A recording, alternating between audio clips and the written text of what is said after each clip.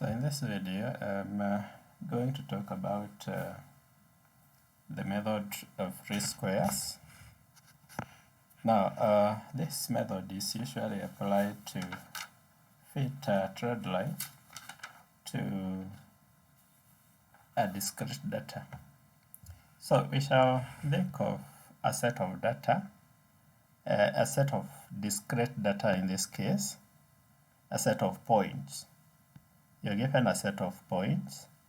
Say you have the values of x and the corresponding values of y, x0, x1, x2, x3, x4, and so on, and the corresponding values of y, y0, y1, y2, y3, y4, and so on.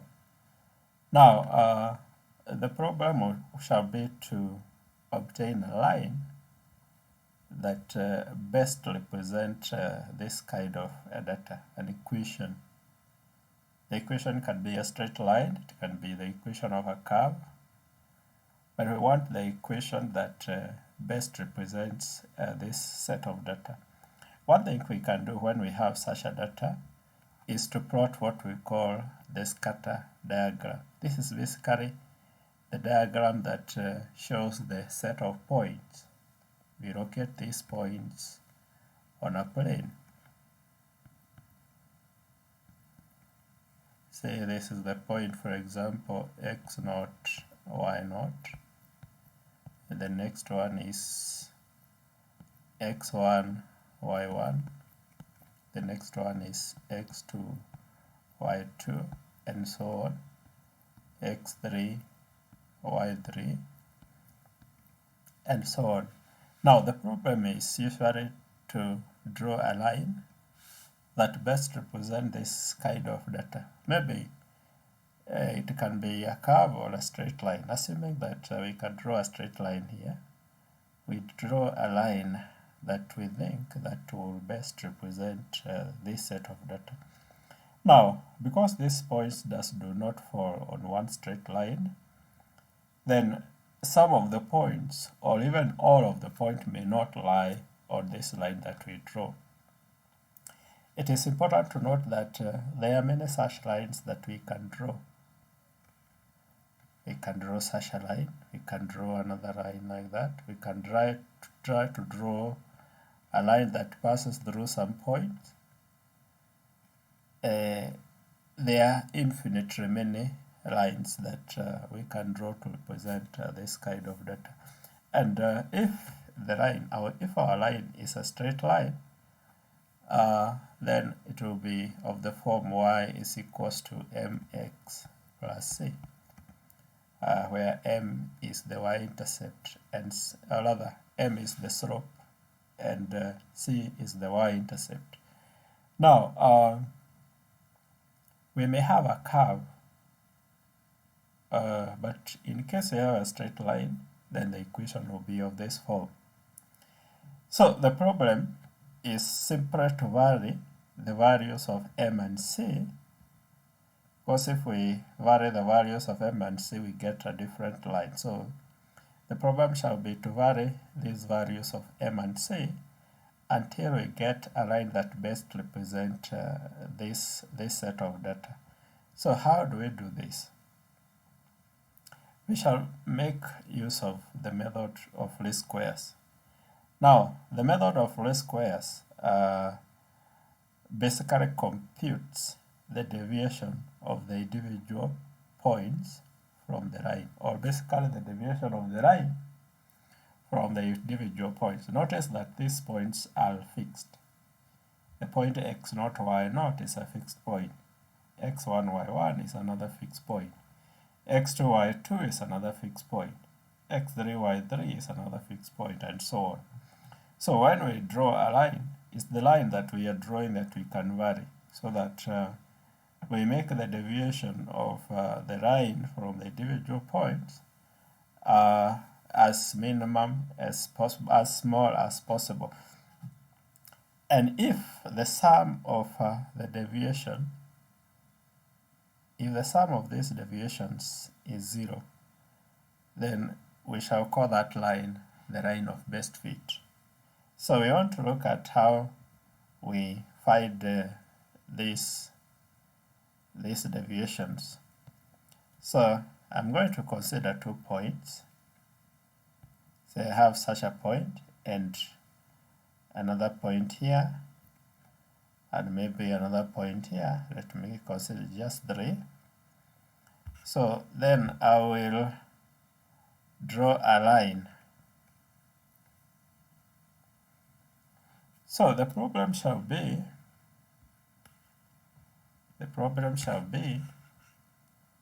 to determine the deviation of the line from the points.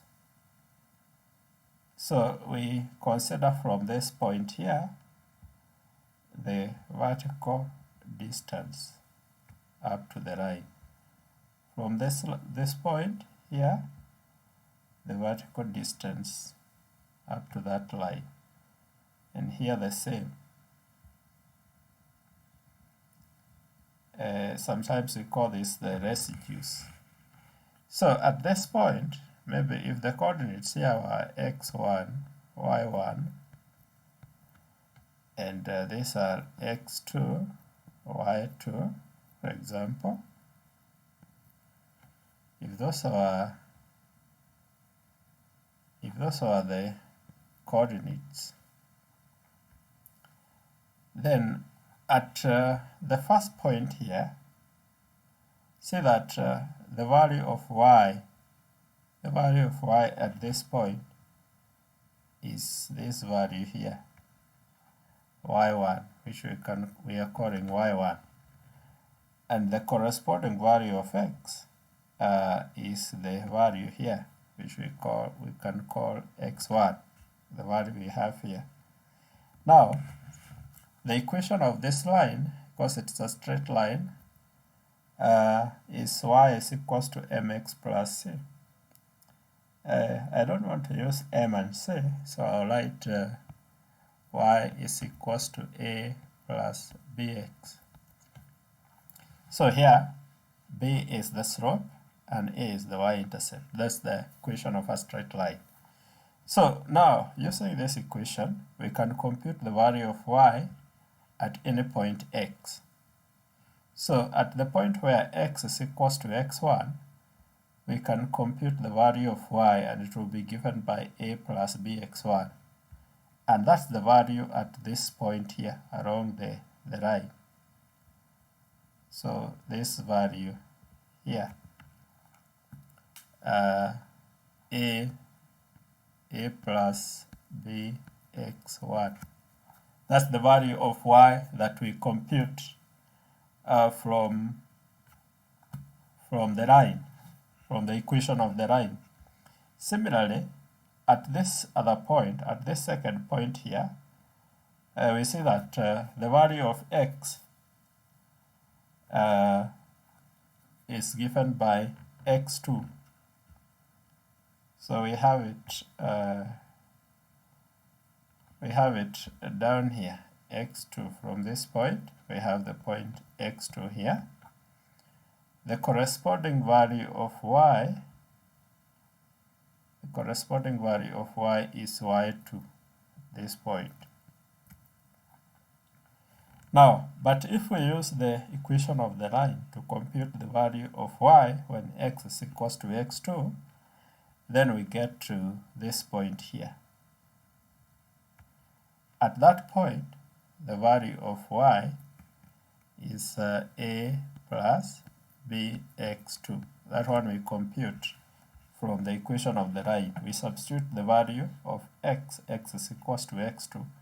Now, we are talking of the deviation of the line from the point.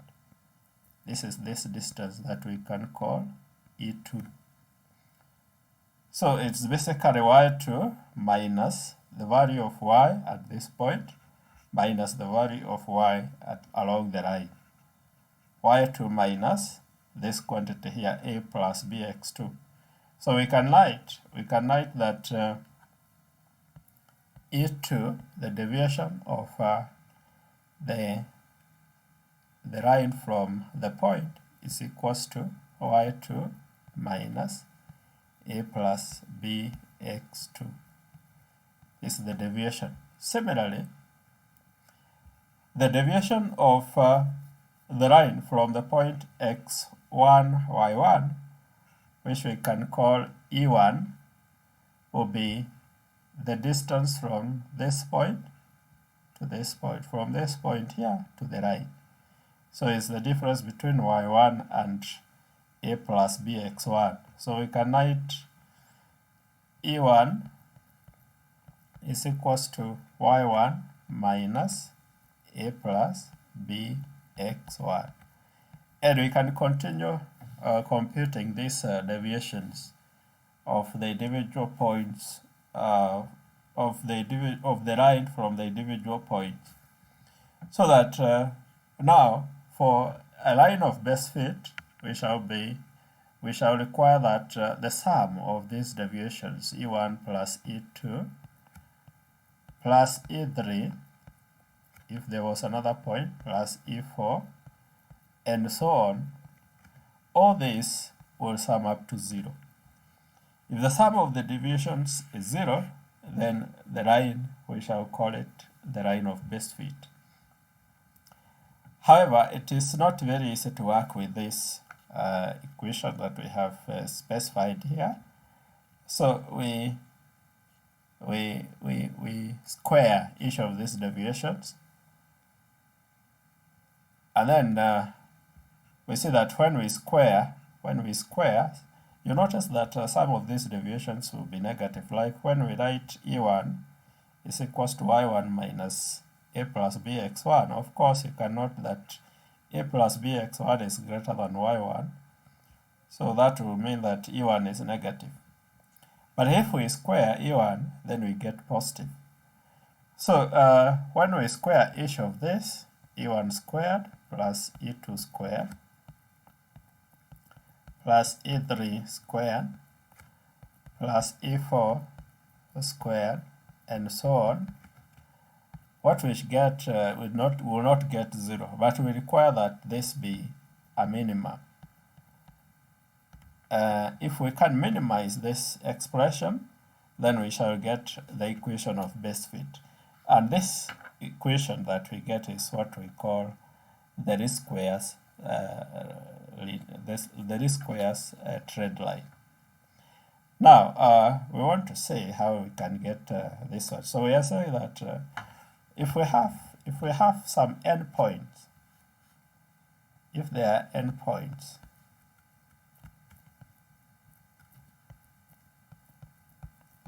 are endpoints, then we shall write,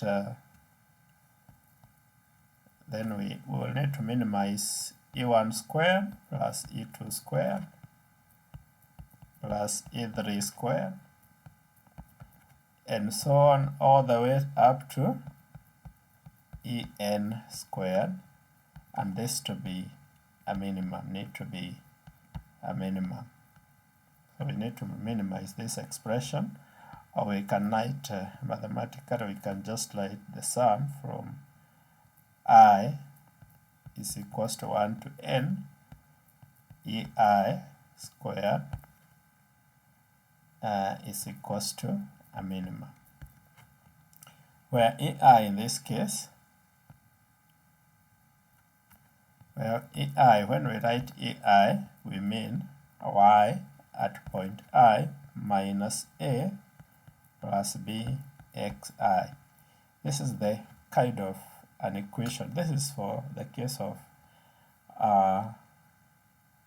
an equation of a linear fit. We can as well replace this quantity here by any equation, any function of x that we want to fit, because we do not necessarily fit a straight line.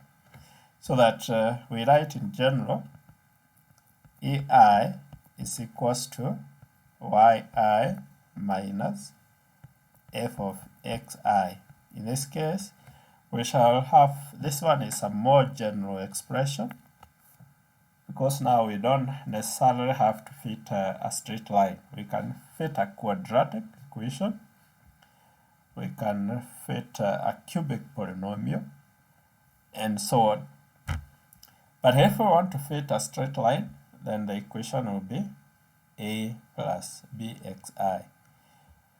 So basically, we write that we need to minimize this expression. Now, for a straight line fit,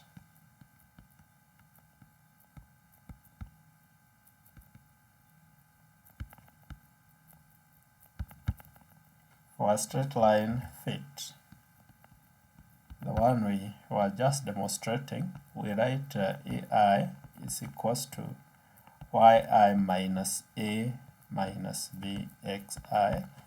It is yi minus a plus bxi, but notice that if we open the brackets here, then the sign here will become negative, and so we get yi minus a minus bxi. Now, the equation of a straight line is determined by the constants a and b. So if we vary the values of a and b, then we shall be getting different lines. So the problem is to choose the values of a and b such that the deviations, or the sum of the square deviations, is minimized. So we think of I being a function of a and b, or rather ei being a function of a and b. And we write that the requirement is that we minimize a function that we can call IAB. We minimize, which is equals to the sum, I is equals to 1 to n, yi minus a minus b xi. So in this case, in order to determine the values of a and b that makes this sum a minimum, in order to determine the values of a and b that makes this quantity a minimum, then we require to use the basic methods of minimizing a function. How do we minimize a function? If you want to obtain the minimum, the points where the function is a minimum, the first thing is usually to differentiate. Once you get the derivative, you equate the derivative to 0, then solve the resulting equation. So in order to minimize I here, then we see that I depends on two quantities, a and b. So it means that we need to differentiate I partially with respect to a, and also differentiate I partially with respect to b, and equate the two derivatives to 0.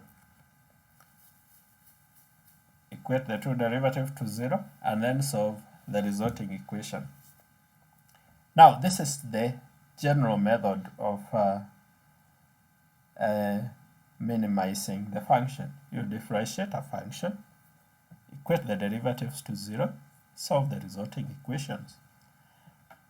So if we do this to this equation, then we get what we call the normal equations. So basically, for a straight line fit,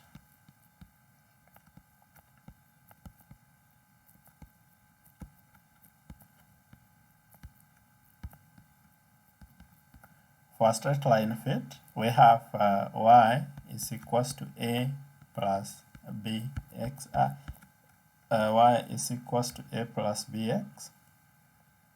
The values of a and b are determined such that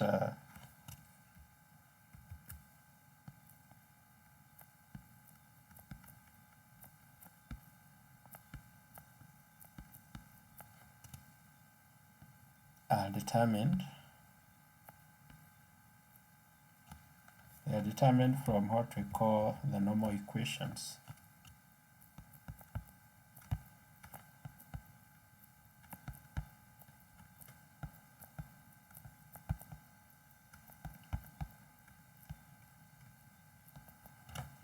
By solving the equations, there are two equations. We write the summation I is equals to 1 to n yi is equals to na plus b, the sum from I is equals to 1 to n xi, and the sum I is equals to 1 to n xi yi is equals to a, the sum from I is equals to 1 to n xi plus b, the sum I is equals to 1 to n xi squared. These two equations, we call them the normal equations for the straight line fit. So when you are given a set of data, the problem is to determine this sum, the sum of y values, the sum of x values, the sum of x times y, the sum of x values here is the same as this one, and the sum of the x squared. So if you are given a set of data, you simply compute those. You are given a set of data, for example, you are told to fit a straight line to the data. The data is given as the values of x are 0, 2, 3, 5, and the corresponding values of y are 3, 1, minus 1, minus 2. Now, if we want to fit a straight line, the line of the form y is equals to a plus bxi, the line of the form that we have indicated here, then we shall simply need to solve these two equations. So we ask, what is the sum of the y values? What are the sum of the x values? What are the sum of x times y? What are the sum of x squared?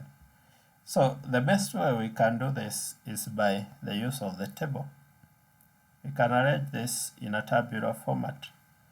So we have the x values here, 0, 2, 3, and 5, and then we can get the y values, which are 3, 1, minus 1, and minus 2. Then down here we can get the sum. So we can add 0 plus 2 plus 3 plus 5 to get 10. We can add 3 to plus 3 plus 1 plus minus 1 plus minus 2, and that will give us 1, positive 1.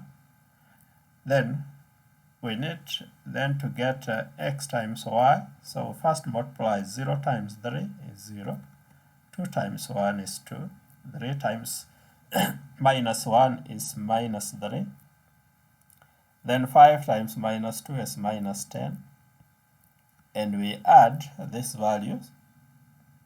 If we add 0 plus 2 plus minus 3 plus minus 10, we get minus 11. Then lastly we have x squared.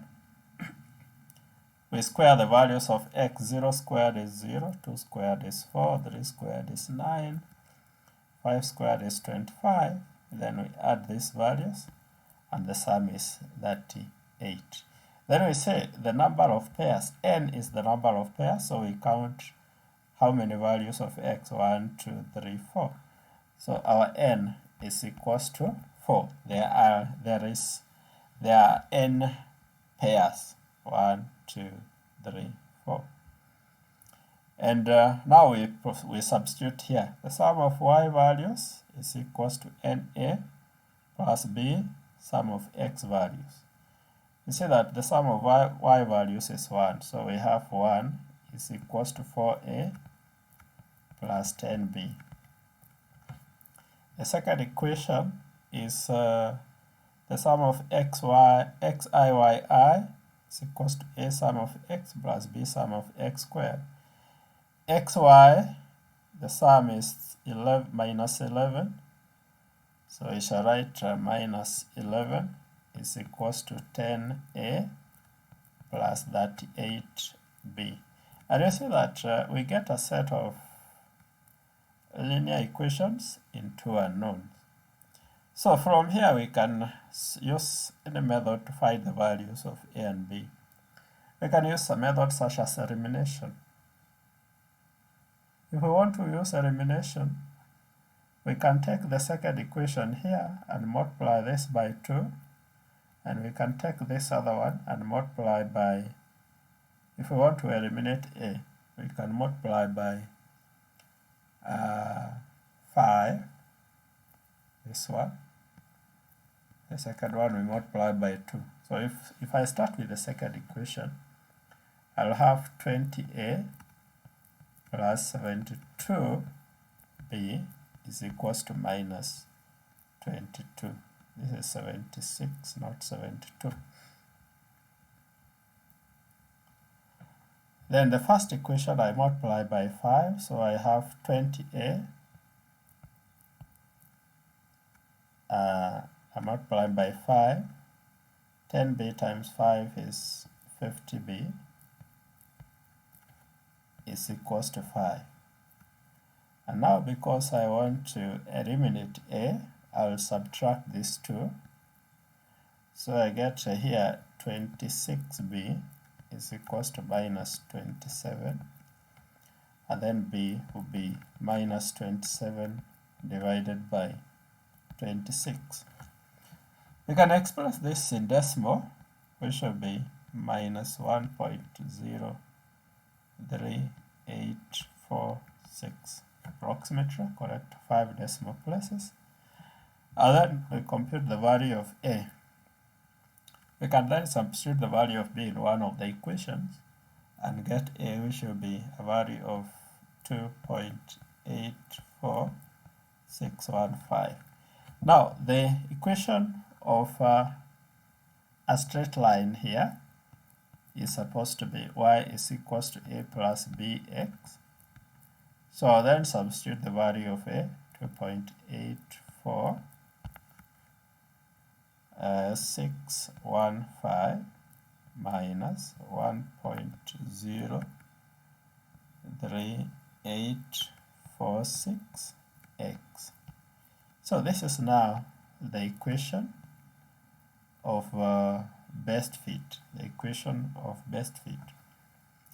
Now, sometimes we may be required to fit a data to a line which is not linear. Our line may not be linear in some cases, but we may still want to fit the data to such a line. You are given a line that you are given another set of data, say example 2. You are given a data, the values of x and the corresponding values of y. So we have 2, 3, 4, and 5, and the corresponding values of y are 27.8. We have 62.1. We have 110 and 161. Then you are told to fit a line of the form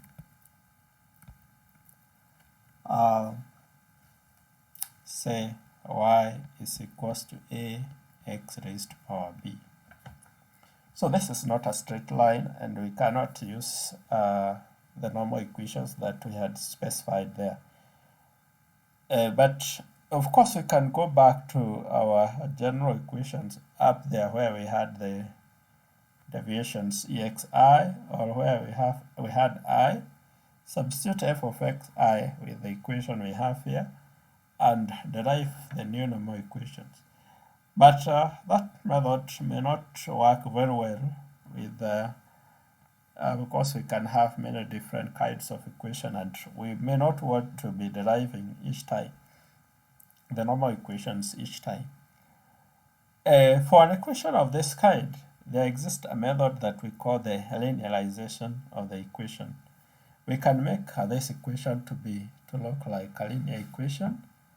Then we deal with the linear equation and then we can revert back. Because we have a product here and power, we can make use of logarithm. So we take logarithm of y, which is logarithm of a x raised to power b. Then we can apply the rules of logarithm on the right hand side so that we have logarithm of a plus logarithm of x raised to power b, and this can be expressed as logarithm of a plus b logarithm of x. This is logarithm of y. So now we see that our equation now does not differ much from the other one, but this one has logarithms. But suppose we take some transformations. So suppose we take capital Y to be logarithm of small y, and capital A to be logarithm of small a, and capital X to be a logarithm of small x. Then you see that our equation, the left hand side,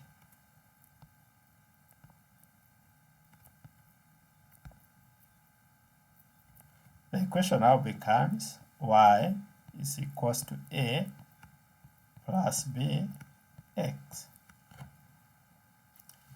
which is a linear equation, only that we know that capital Y is defined as logarithm of y, and capital X is equals to logarithm of small x.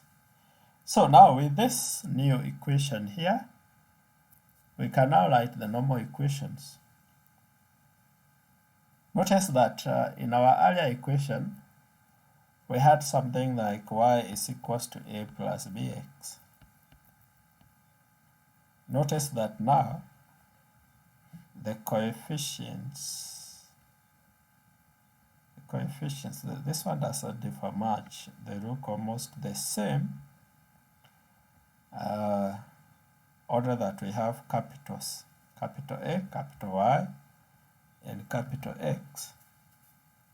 But the rest looks almost the same, so that the normal equations will not differ.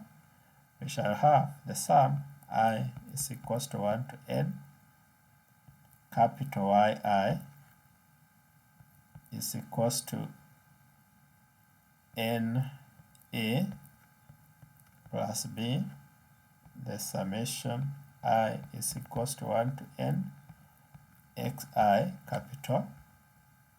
Then the second equation will be the sum I is equals to 1 to n xi yi is equals to a, the sum from I is 1 to n xi plus b, and the sum from I is equals to 1 to n xi squared.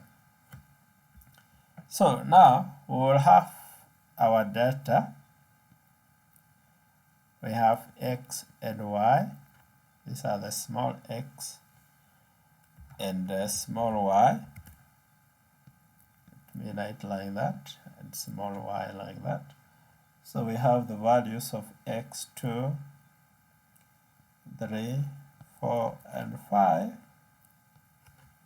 and the corresponding values of y 27.8. We have 62.1. We have 110 and 161. Now, see that we don't need the totals for this, because in our normal equations we don't have small x and small y. We have capital Y and capital X. So it means that we need to find capital X, which is logarithm of x, and we also need to find capital Y, which is logarithm of small y. So this means that we find logarithm of 2, logarithm of 3, logarithm of 4, and logarithm of 5. If we work out those, you'll get us values like 0.6931, 1.0986, which is logarithm of 3, 1.3863, and 1.6094, which is logarithm of 5. Then the logarithm of y, we have 3.325.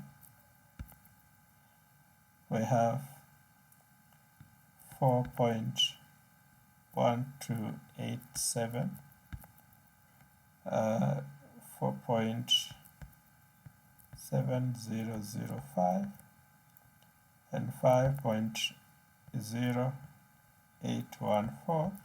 Then we can add these columns now to get 4.7875, and this one 17.2357. Now we'll need x times y, and we'll also need x squared. We are dealing with the capital, so we square the values of x here, and then this column will be multiplying x by y. So the x squared will be 0.4804. We have 1.2069. We have 1.9218. and 2.5903, and the sum is 6.1995. This is point there. The x times y, we have 2.3047, 4.5, 359, 6.5162, and 8.1782, and the sum is 21.5351. Now, we need now to pick the sum. We can determine the value of n, the number of pairs. We simply count the number of x values, 1, 2, 3, 4. So you see that n is 4. N is 4, just like in the other question, we have 4 pairs. We can now pick those values, the sum of y values, the sum of x values, the sum of xy, the sum of x squared, and substitute in those normal equations. We shall be getting the equations as 4a is equals to, 4a plus 4.787475b is equals to 17.2357. Then the second normal equation is 4.7875a plus 6.1995 is equals to 21.5351. Now, if we solve, we get a is equals to 1.99881, and b is equals to 1.9301. But what was a? But we know that a was a logarithm of small a, meaning that small a will be e raised to power capital A, and this is e raised to power 1.99881. If we work out this, we get the value of small a as 7.3802 approximately, correct to 4 decimal places. Now remember, our equation was y is equals to a x raised to power b. Now we have the values of small a and small b. The value of small b is 1.9301. The value of small a is this. So we can write y is equals to 7.3802 times x raised to power 1.9301. This is the equation of that line of best fit. This is the equation of, this is the equation of the line of best fit in the least squares sense. So basically this is how you can form the equation. You can find the values of a and b. You see that when using the method of least squares, sometimes the equation may not be linear. Sometimes it is possible to make the equation linear. We say that we are linearizing the equation. And one technique of making the equation linear or linearizing the equation such as this is to take logarithms. Take logarithms on both sides, then apply the rules of logarithms, and the equation now becomes linear. And of course, after some simple transformations like the ones we have done here to make the equation linear, and now you can set up your normal equations. Once you have the normal equations, write your normal equations, make sure you carefully write the normal equation. Then form a table. Set up a table to compute all the totals that you require. Then substitute the values in the normal equations. You'll get some linear equations to solve. Solve the linear equations and determine the constants. So basically, that's the method that we call the method of least squares. Thank you.